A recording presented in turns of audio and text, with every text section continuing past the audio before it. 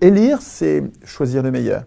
Et c'est aristocratique. La cinquième République, complètement oligarchique, aristocratique, totalement antidémocratique. Corrigez-moi si je me trompe, mais elle n'a pas été établie avec un référendum en 1958 ? Bien sûr qu'il y a eu un référendum en 1958, oui. Un référendum avec des bruits de bottes à l'extérieur. Il y avait une menace de coup d'État de parachutistes. Hein.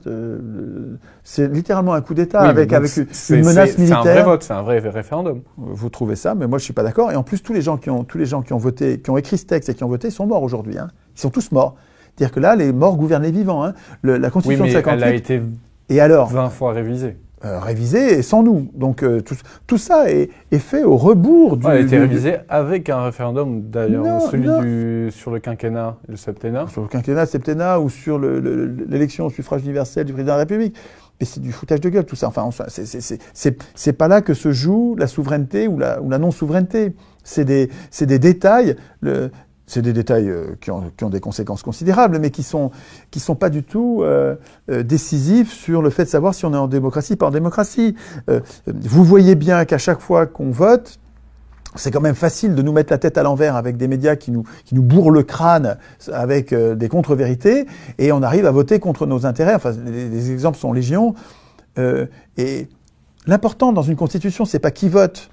L'important, c'est pas qui vote. Vous voyez bien que nous arrivons à voter contre nos propres intérêts.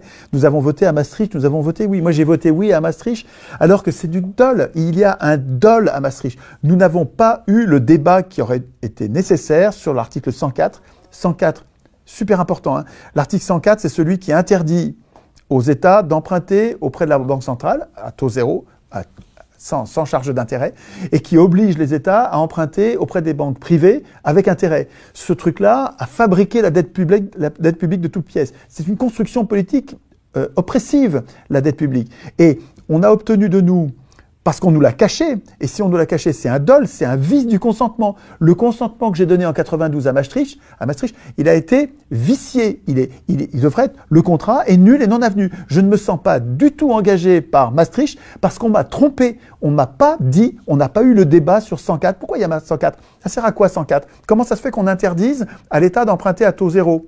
Alors que c'est si facile. Et ça nous aurait dispensé de la dette.